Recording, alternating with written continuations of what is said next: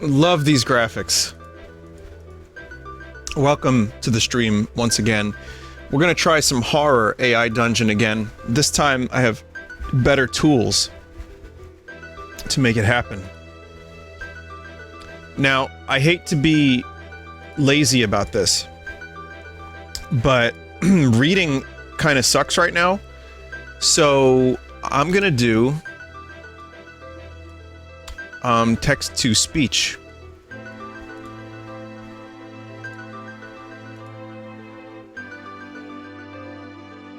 Alright, just this one time. Let me just make sure that this worked. I want to tell you that I have some specific... So there's been updates. There's so many updates for AI Dungeon. It's always being updated, but Nary taught me a way to get horror stories really good. And, you have to basically use keywords and have the thing remember the keywords. So, that seems fair enough. So we're gonna do a custom story, but this time I'm gonna do a whole bunch of spooky keywords. And here we go. Let's check this out. It's not going to be a terribly long AI Dungeon stream, but I want to give it another shot. I promised I would do more AI Dungeon before Halloween, so let's do it. Okay. You are a ghost hunter named Tad. You enter a spooky asylum with Zach Baggins. This asylum is haunted by the spirit of Peter Lorre. Together, you look for the ghost. Just off the top of my head. The asylum is a dark and gloomy place, but it's not really that scary. You can't see any ghosts or spirits here. The only thing that scares you more than the darkness is the fact that there are no windows in this room. What if something could come out at any moment? Suddenly, an old woman appears before your eyes. So... Spirit, who are you? What do you want from me? Says the spirit. I'm just asking a question, you reply. But I don't understand why you're bothering to haunt this place. Because it's my job. The old woman suddenly gets angry and starts yelling at you. Listen. You are a ghost. As you know, ghosts aren't paying taxes. And I'm here with the IRS to collect your death taxes. Please pay, or I'll be forced to kill you again.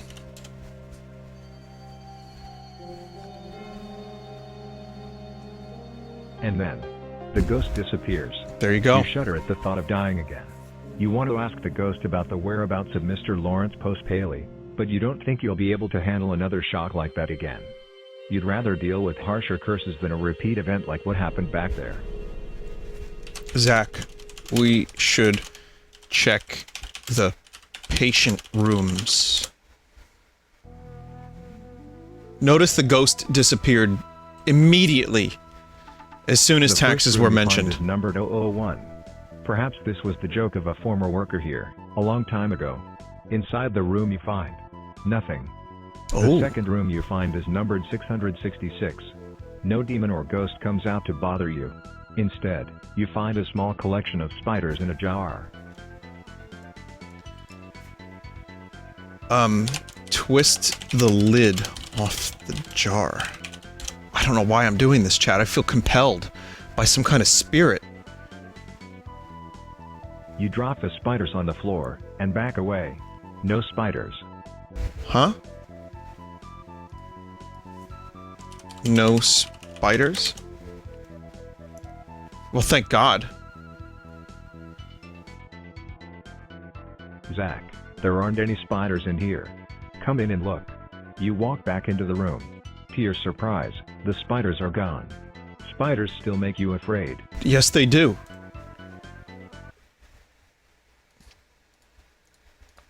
Look around more.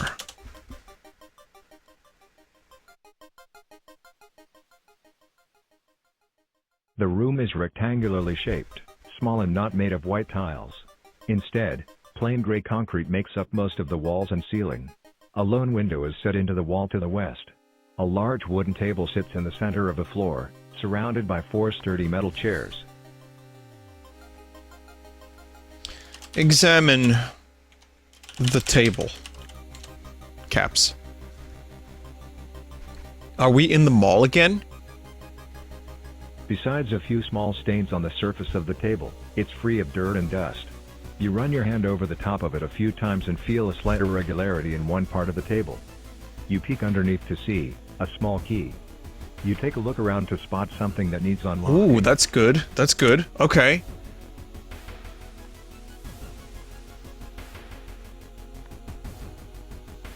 On the north wall of the room, just a few feet from the table, a steel door has been set into the wall.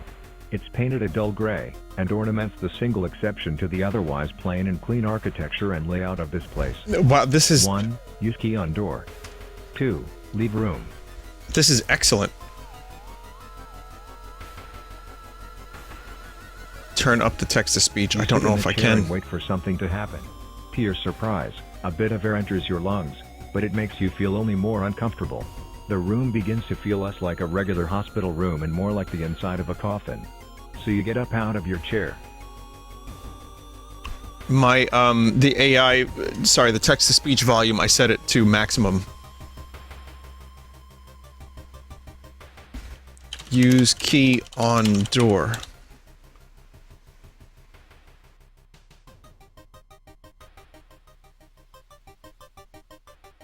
You turn the key in the lock. A click resounds throughout the room as the lock opens. You pull on the door, but it doesn't budge, so you assume it's locked into place on the other side. After a moment of fiddling with the handle, you're able to open it up. On the other side is another small room. Zach, we're making no progress. Do you want to do the Zach attack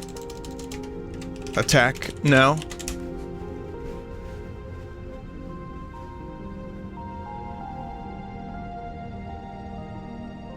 Zach says, "Hold on a minute."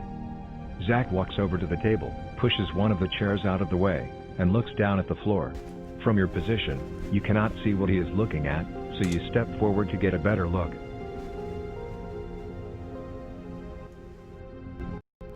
You ask, "What are you doing?" Zach replies, "I'm looking for our demon, but I can't see her. We need a candle." Now who has a candle? You all go silent and still. All? The heavy silence that accompanies the last moments of every day. And so, Wilkins, Zach, the hero, Johnson, and Scumbaggins decide to perform the summoning ritual.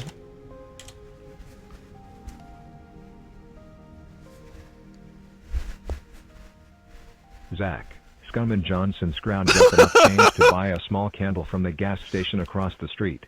They are gone for about 10 minutes. You, Wilkins and the hero sit in the school library, frustration mounting as you wait. The whole reading area is silent. Wow, I guess I'm not the hero. I'm just someone else. We need to perform the ritual now.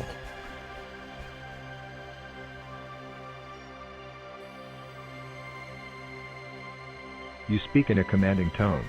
The authoritative voice of a leader often works to get people to comply, but it doesn't work on these three boys. The only thing it will do is tempt them to disobey you. You can already sense them replying with insults or laughter, because that's what little punks like them do best. Fuck you, punks. You know what? Fine. Fuck you, funks.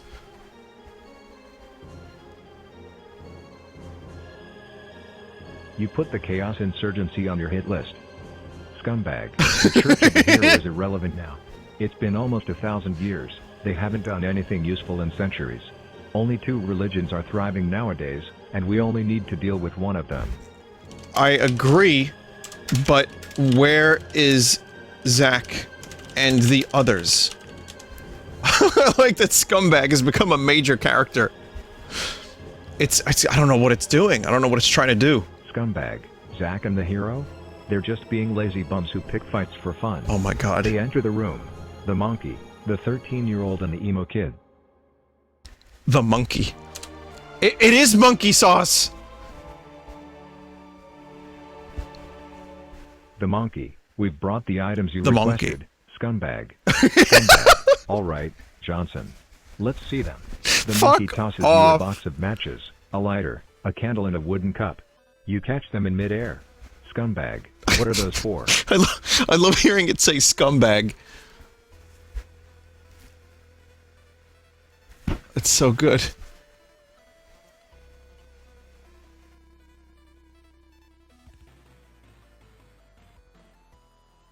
It's trying to come up with some stuff. It doesn't know.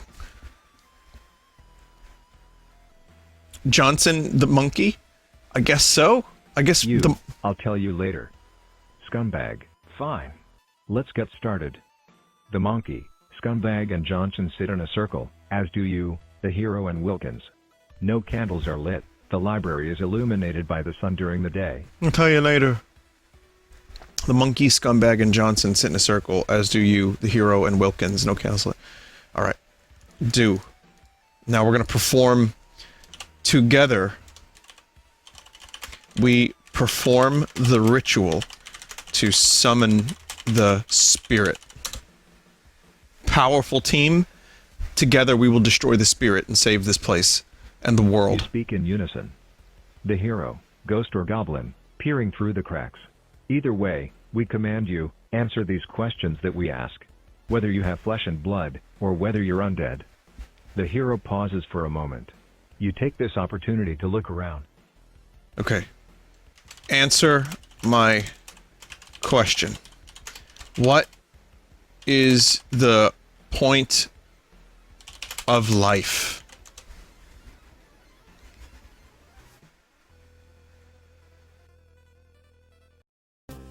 If this question interests the dead people, then you know you've asked the right one.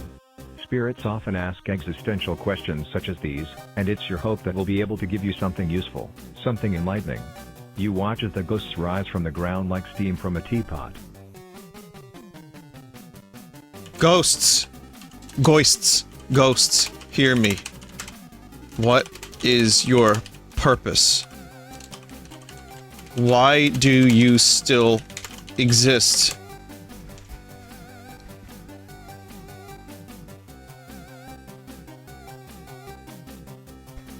Most spirits have an unclear or simple answer. Oh my god, just answer the question. One spirit advised you to go to the priest and get saved.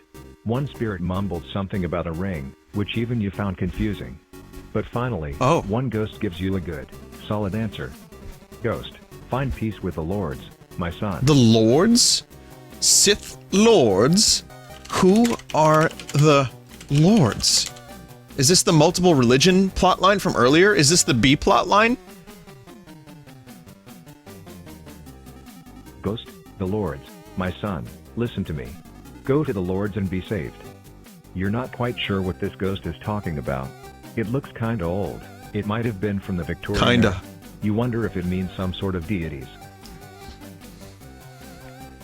How do I save my own soul? It's gonna tell me to pray to the lords again. The House of Lords. Ghost, repent, my son. Repent for your sins and be saved.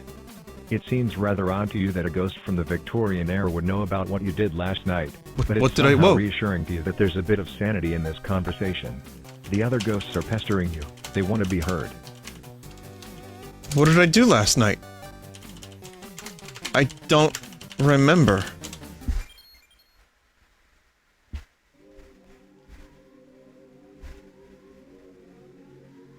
What did I do? Did I create ectoplasm?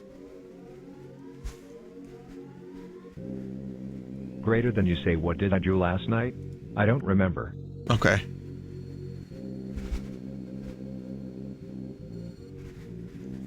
Ghost, you're not sure? My son, you've committed crimes against the Lords. In your heart, did you expect to go unpunished? You have no idea what they're talking about. The whole thing sounds crazy.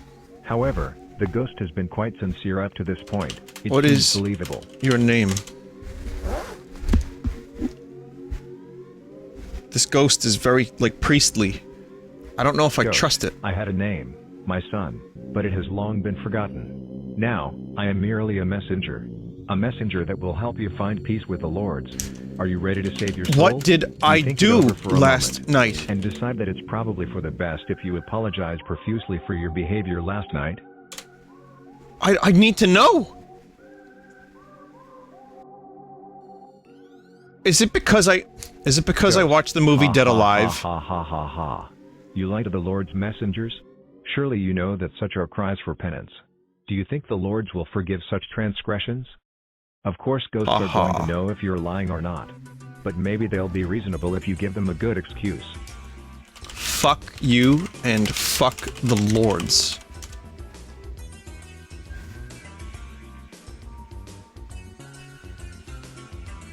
Ghost, what did you say? Do you not repent for your grievous sins? No, you do not. You're surprised that you managed to piss these ghosts off so much the first time you met them. You guess that they have good memories. You begin backing up slowly. You've got more important things to do with your life. Scumbag and the monkey. Let's leave this place.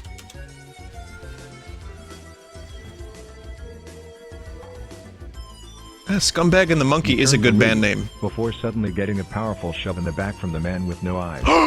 The shove propels you through the air, and you smash into a table, breaking it. You fly through the air, and hit the wall head first, sliding down it slowly as blood trickles down your face. Help me, scumbag, please.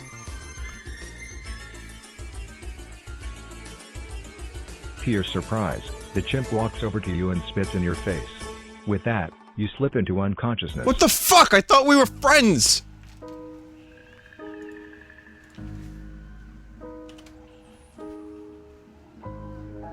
Hours go by, and the ghosts have left. The monkey, scumbag, Flint, and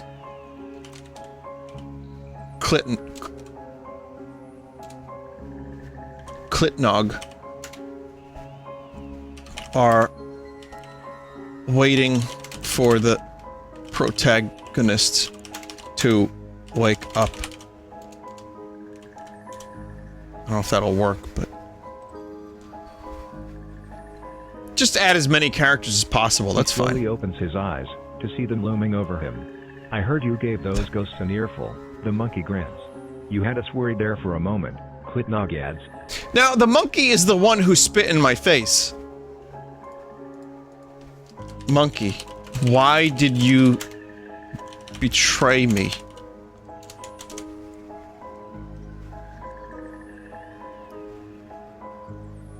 It was the chimp? The monkey kneels down, and begins to apologize. I'm sorry about what happened. They did something terrible to me while I was alive. Please, can you find it in your heart to forgive me? You try to ask him what they did, but he begins crying and excuses himself. Get up and leave the asylum.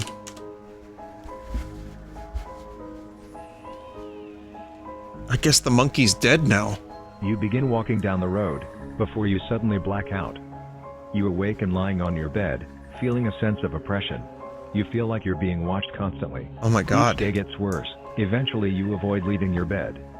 You never did tell your parents or friends what happened. Life is cold and dark.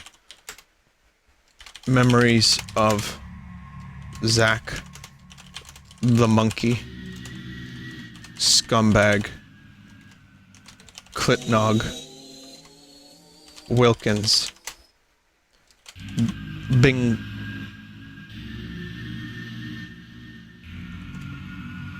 Flint, Johnson, the ghosts, and more. And the fawns race through your head. These are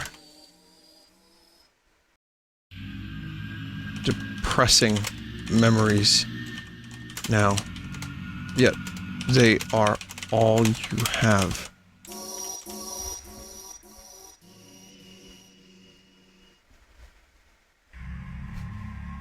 You feel a wave of depression hit you like a ton of bricks. Everything seems meaningless. The only emotion you feel anymore is deep-rooted unhappiness and dissatisfaction. Days turn into weeks, and the weeks seem to go by faster and faster. Within no time, years have passed, and it is now 2012. The years start coming, and they don't stop coming.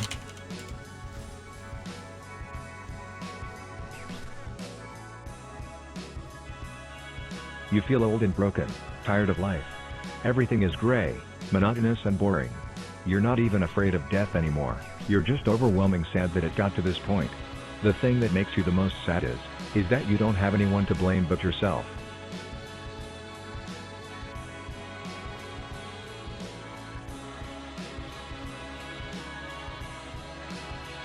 Okay.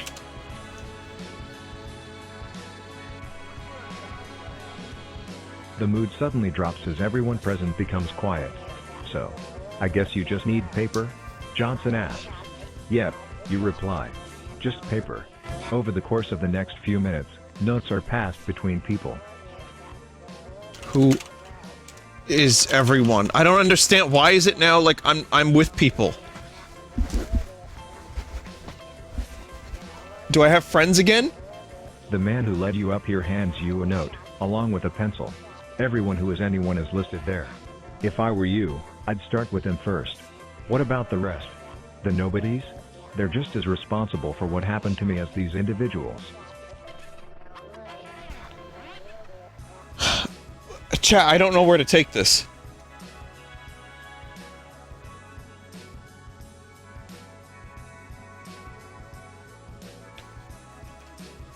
Gosh.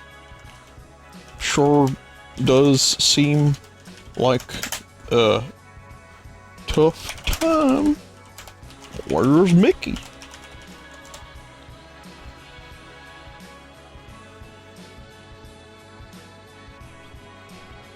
The note shakes in your hand as you're handed another one. You didn't know it was possible to signal a note. Gosh.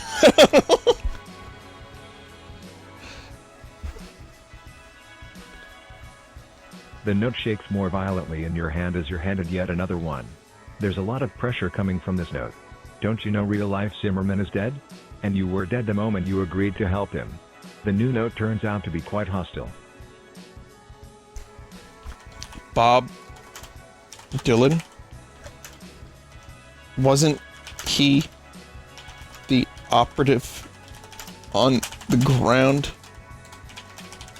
during, oh my god, the Vietnam War?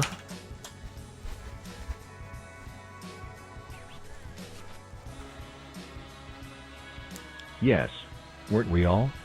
You feel a wave of depression hit you like a ton of bricks. You let out a cry of pain, then laugh. Everyone else at the table seems shocked. What did I miss? Johnson asks a subordinate quietly. Nothing, What's sir. Just... my mission, sir? Fuck it, I'm rolling with it, chat. I'm not resetting just yet. I need to roll with it.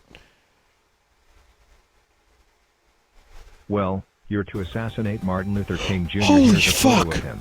The GVP hands you a mugshot of a black man with a large afro. This is going to be easy, you think. You take the shot and look it over. I thought this was a ghost story. You'll be infiltrating the inner workings of the lynch mob, Wood Army. Until you report back otherwise, you will be presumed dead. Your former self is dead.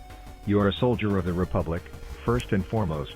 Until you are presumed safe, your identity will be 013? Someone suggests. How did it get to this? The Vietnamese hold a certain respect for poets. Go meet with him, and convince him to write a concept album about how much the US military sucks. Yes, sir.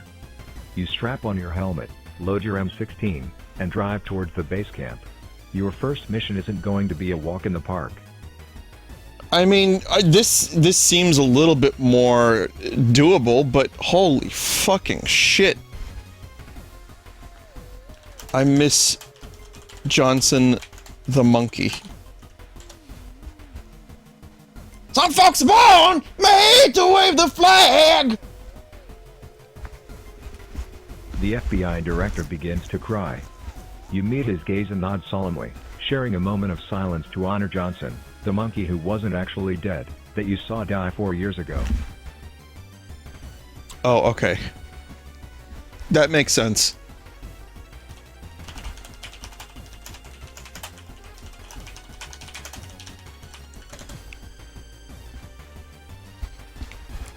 Written by Hideo Kojima. Stop pretending you know anything. You're just another sheep, like the rest of America. Didn't I teach you anything? You taught me evil knows how to work the system. You ponder what you would have told them, had you been called upon earlier, as the director finally manages to compose himself.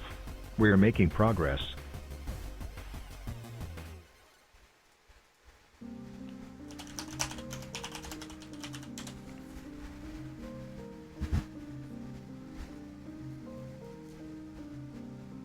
You can't fly to the moon. This is a computer game. Why are there so many knockoffs of 1984 on this list? That book's not that special.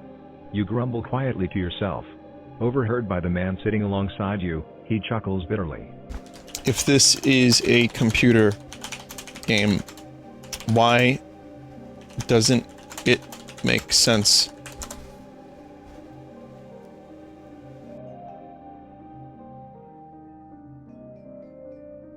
The man looks at you, then at the moon, then finally looks back at you. You're not supposed to ask big questions. That's not how this meme works. The man shakes his head, disappointed, before shuffling out of your line of sight. What do you mean? Meme.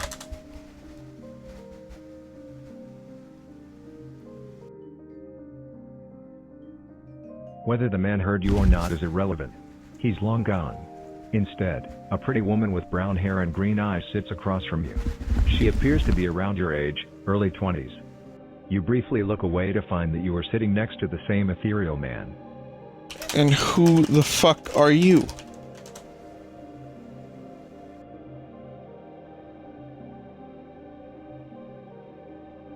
He ignores your question, his eyes fixed on the woman.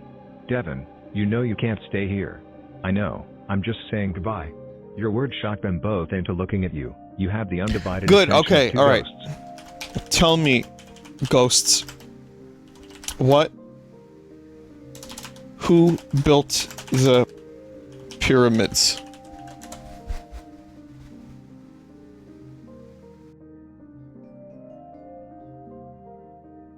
The woman sighs and shakes her head at the man. Her voice has a slight southern twang despite her apparent frustration. This isn't how the conversation is supposed to go. Oh, really? You reply, leaning forward in your seat eager for news of this alternate version of events. How is it A look of concern grows on her face, but he speaks before she can.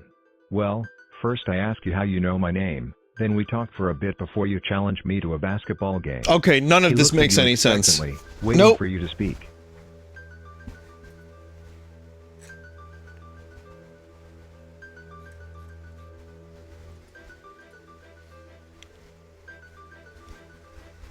Time to die.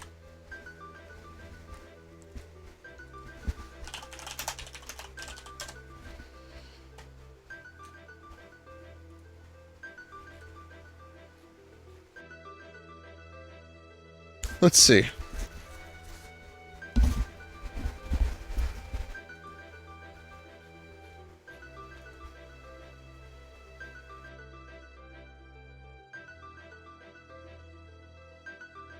I was gonna do like a full... Alright. Play basketball.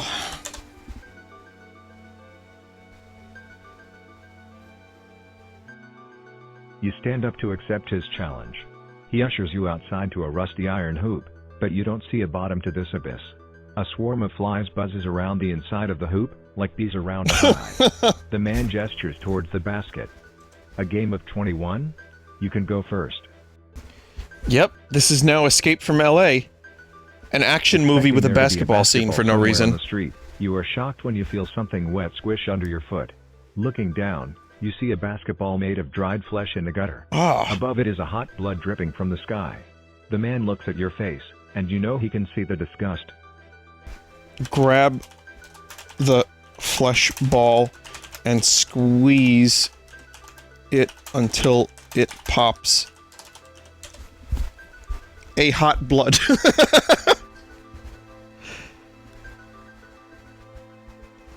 You squeeze the sizzling basketball and it pops like a blister. You make the first shot, but that's all you can do. You watch in awe as the other player sinks shot after shot, barely giving you a chance to get one in.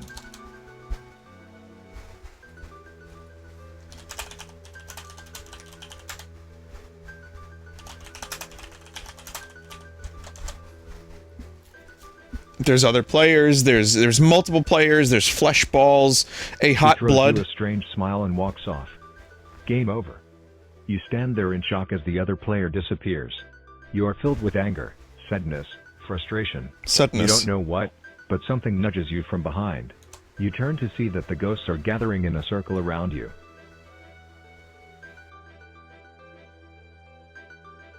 The townsfolk begin to mutter among themselves. As the crowd tightens in around you, their fearful faces morph into a series of demons and monsters. The fear becomes anger, and they lick their teeth and bare their claws. Groovy. You walk up to the man and he smiles at you warmly. He welcomes you to the court, and turns to talk to a strange figure. He is wearing a white cloak with a hood that hides his face in darkness. While the man greets you, the other figure watches the game quietly. I thought I might get a shotgun and a chainsaw if I said that. I think, clearly not. Destroy ghost asses with pipes, chainsaw, and shotgun. Explode ass.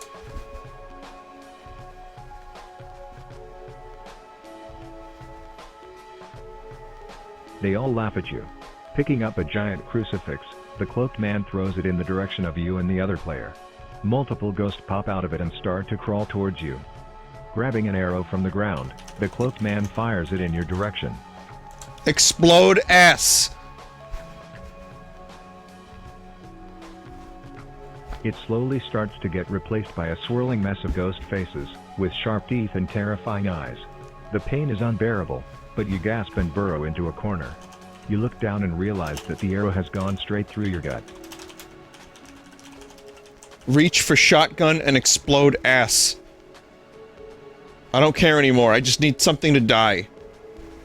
Even if it's me, it's fine. It is very hard to think straight. Every time you manage to formulate a plan to get out of this mess, it gets overruled by your instinct to survive. Follow the rules, your mind tells you. What the fuck? You try to follow the rules. A black cat appears in front of you and meows loudly. Hello, kitty. Can you grant me a wish and save me?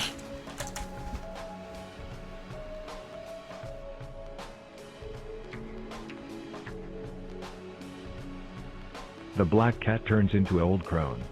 She cackles at you and disappears. The pain returns to your body. The man with the hood approaches you slowly. He pulls out a crucifix from under his cloak and puts it in your hand. Use crucifix to destroy the remaining ghosts.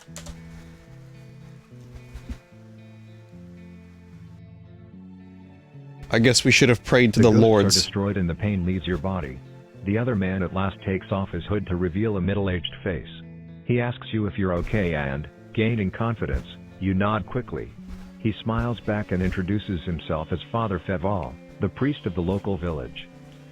Okay. Okay.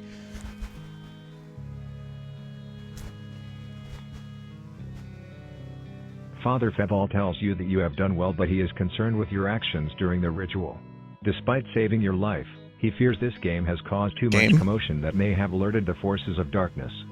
Still, as a one-off event, the game has helped you gain your abilities to enhance your fate.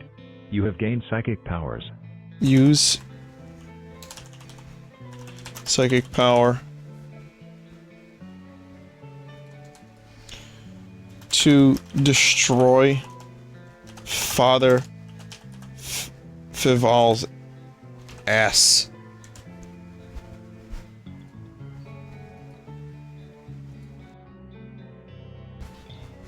Father Feval breaks into a sweat.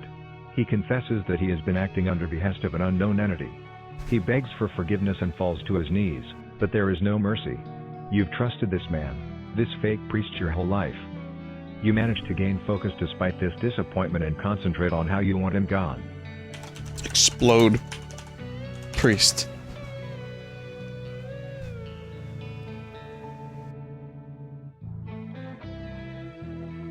Father Feval is made into chunks and splatters of gore all over the forest.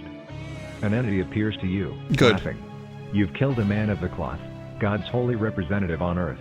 Earth itself shakes as it symbolically dies. You black out, but only for a moment.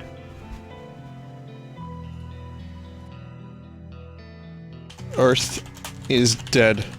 All those moments will be lost in time like tears in rain.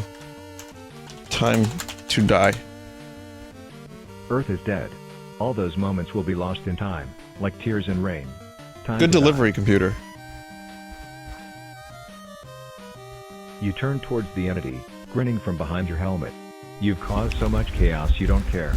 You've upset the church, you're damned in the eyes of God, and you got what you wanted anyway. There was a time when this game would have ended here, with you dying. Okay, but...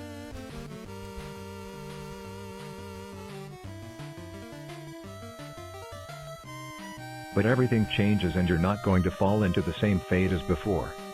You come back from beyond the grave, again. The tunnel of light brings you back, and the peacefulness it brings provides a pure bliss that lasts only a moment before you wake up in. Mother oh my of god, it's still going. How many Brother times have I Merc says while died? twiddling with a crucifix. Brother Merc? You quickly get up and realize not only are you no longer confined to the chair, but you've also got all your clothes and weapons on you. Merc drops the crucifix and backs against the wall, staring at you petrified. You don't have time to explain what just happened. Okay, we must go. We have to stop the demon. The demons!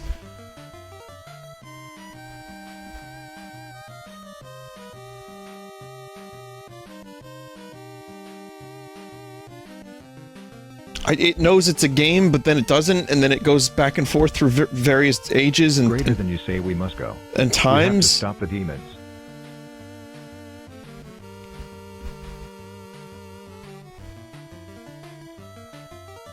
See, come on, come. See, come on. Says and takes off without warning. You stand up quickly. The room you're in doesn't have much, just a bedstand, a stripped-down frame, and a small chest. All these things could be moved out of the room in a matter of minutes.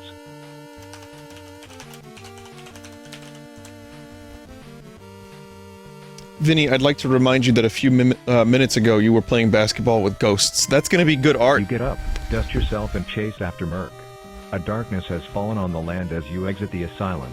The setting of the sun could be a sign that Satan has been unleashed. Oh shit. And if he's been unleashed, yes! that means it's time for you to stop him once again.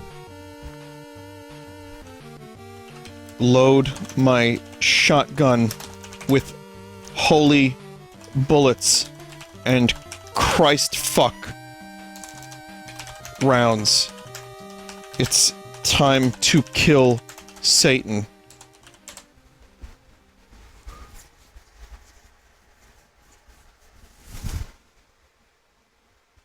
You go with what has worked for you before. No use changing tactics now, as they've gotten you this far. You take out the tube with silver buckshot and pour the contents into your bag. Go to Satan's castle. I'll just stick with Satan.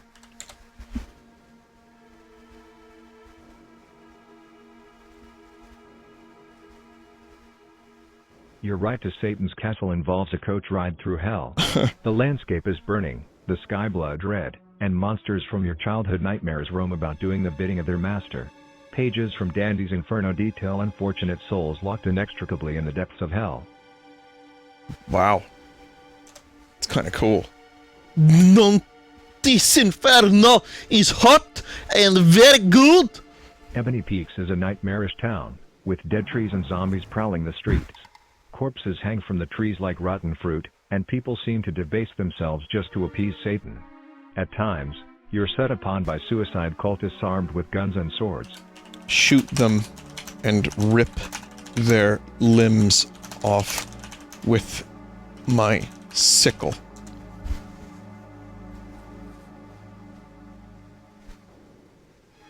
You keep on the path, loading up your gun whenever you get a chance. Not one to waste undead ammo, you blow their heads off or take their limbs. Undead flesh might be poisonous to the living, but it's still meat and bone to us vampires. You take out the devil's minions as ordered by God.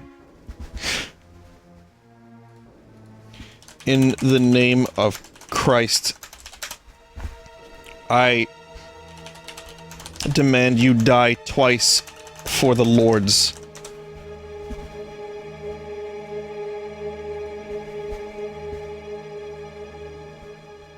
The sights in front of you are nightmarish, even for a seasoned professional like yourself. Count Grey's servants leave nothing to the imagination. Count Grey? They're taking the woman with unwavering fervor. Your mouth curls up into a snarl and you obey your vampiric nature. You crush the neck of one of them, twisting it until it snaps. They just keep introducing characters. But I'm a vampire? The servant turns to ash in front of you, and you hiss at the others. They too turn to ash, fleeing from this pale demon that has suddenly appeared. A laughter comes from behind, and you're greeted by the sight of Count Grey holding the woman by her hair.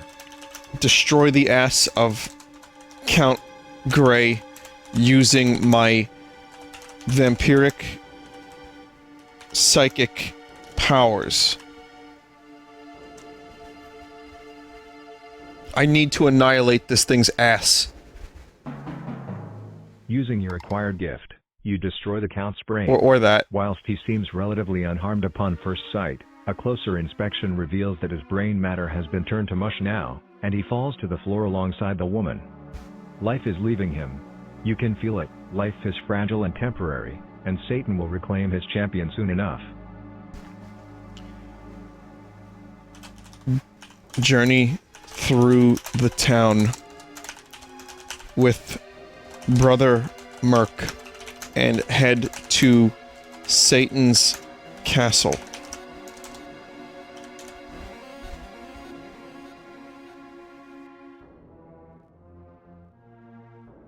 You and Brother Merc make your way through the town, fighting at every turn.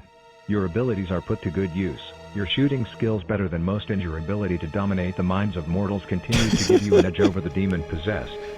You don't come across any other dragoons along the way. I guess we're dragoons now, too. The two of you meet a few mortals, though, guards of the town. They look dumbfounded when they see the two of you. You're undead. One gasps. You smirk. Half dead. The guards are torn.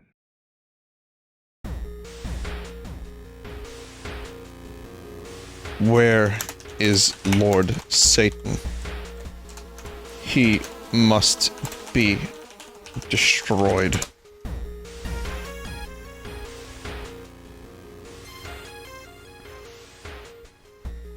The hell you are.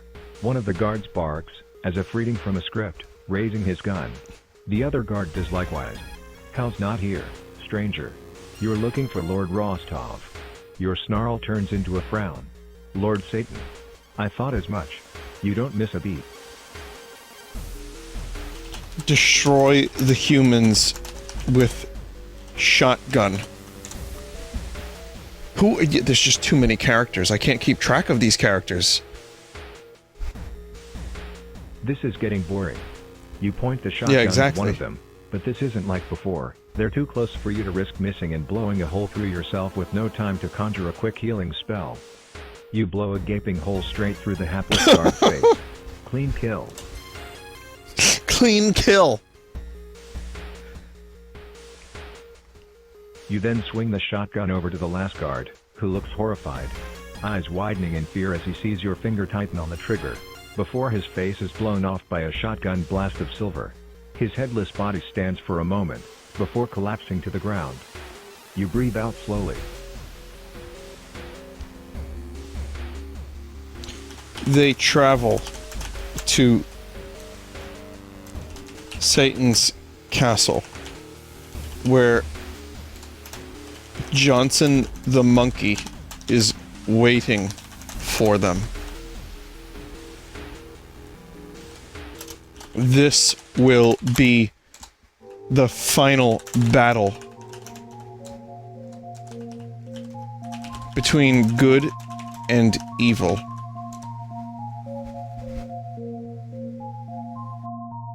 Bartle. The final Bartle. To be concluded. No. No!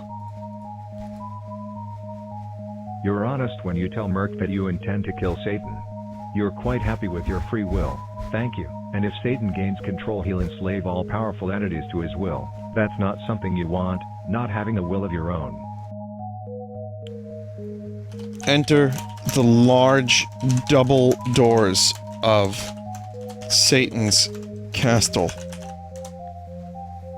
What?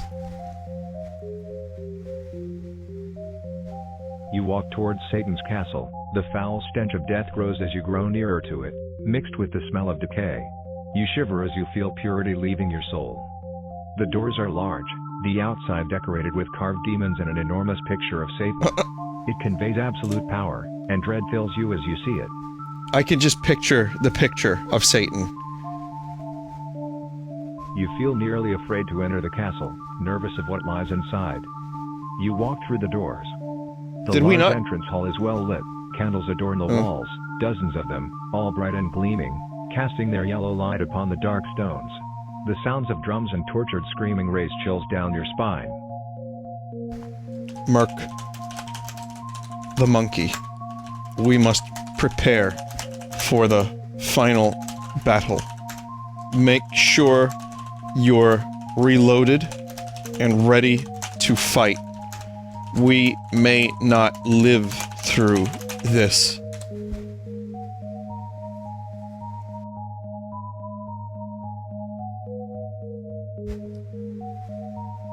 I am ready, master. I have my silver shot. My flintlocks are reloaded with the silver bullets that you gave me. I will be able to take many of the swine with me when I meet my final death. The monkey mutters nervously as he follows you through the halls.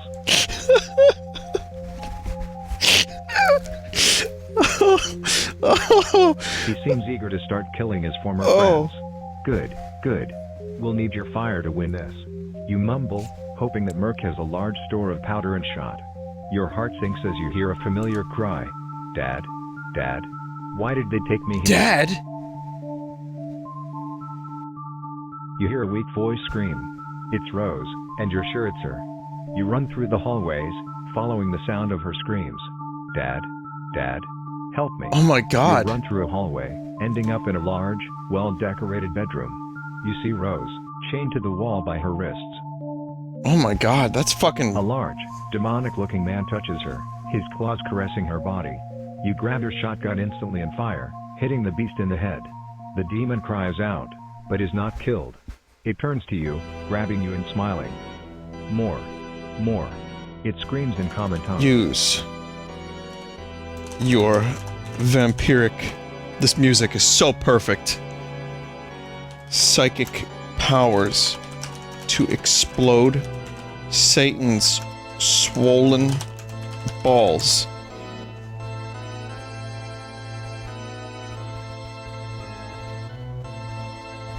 You raise your hand, concentrating. You grab the creature's swollen fat and squeeze. The beast howls as you burst its testicles, red blood and bits of yellow brain spraying onto your face. Load the Christ fuck bullets into your shotgun and fire squarely at the beast.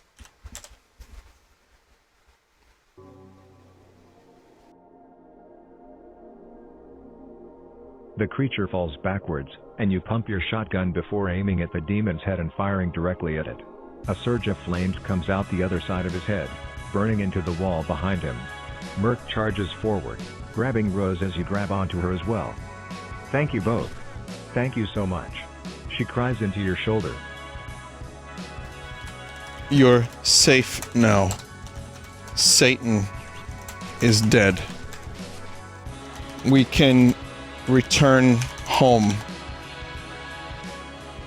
But I am no longer alive.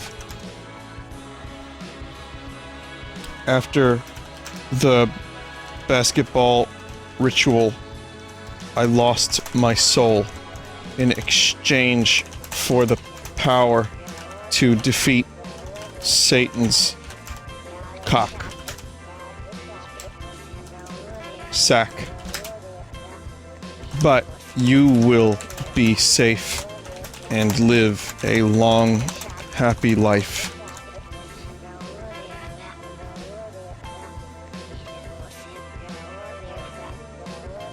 You say, kissing Rose on the forehead as Merc takes her away for a hot shower and some food. You take your leave within the hour. You, Merc, and Rose make your way home in silence. As you walk through the forest surrounding the Gray City, thoughts just enter your head. I have to go now. I will never truly live again. Thank you, Merc. And Johnson, the monkey, and Scumbag. Thank you all.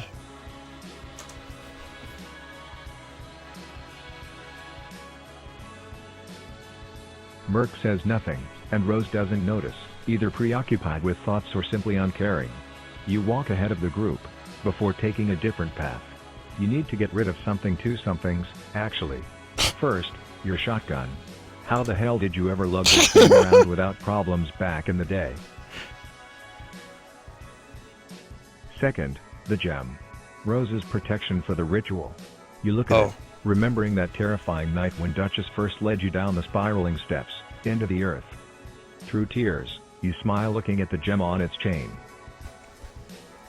Okay. Throw gem and shotgun.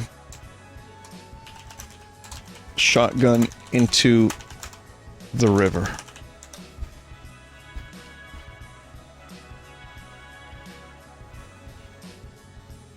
After you drop it into the water, you look at the ripples for a second, before continuing forward. You leave Rose and Merc behind, or rather, they leave you. Kicking a rock, you continue down the gravel road, home. Your parents stand in the front yard when you arrive.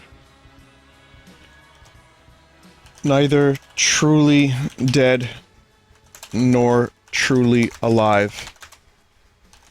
You join your parents for eternal peace. You have saved the world, but at what cost? It no longer matters. It matters.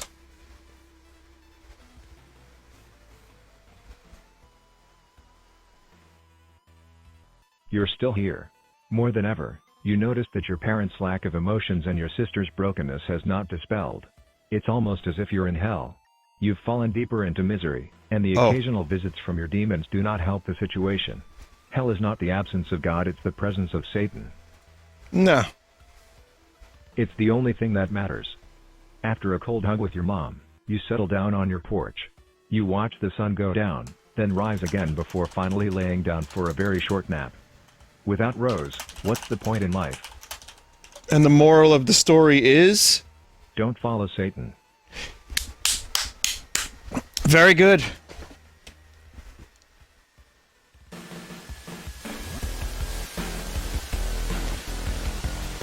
All right. That'll do it.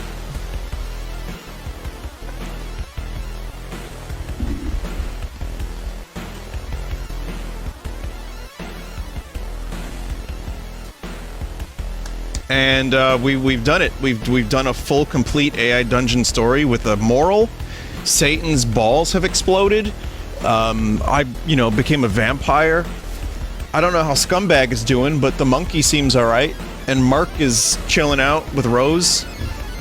So great. It all started with a Zach Baggins haunted asylum.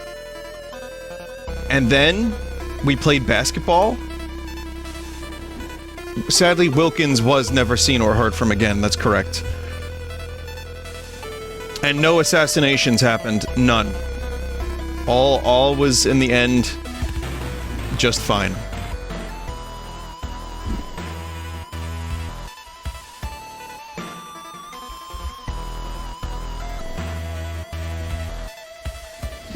Well, I think that'll be it for AI Dungeon for Halloween, but one day we could revisit AI Dungeon in like another month or so. And it continues to be updated, and now that I can use keywords more effectively, we can do lots of different types of stories. You can share the playlist if you want, Jeff. But yeah, that was good.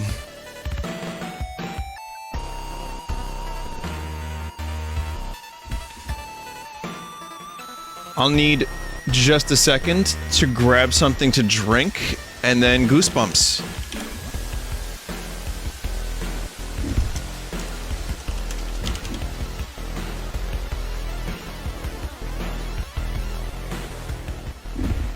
Let me just grab some water. I'll be right back.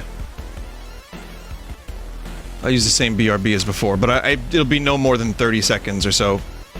So, be right back.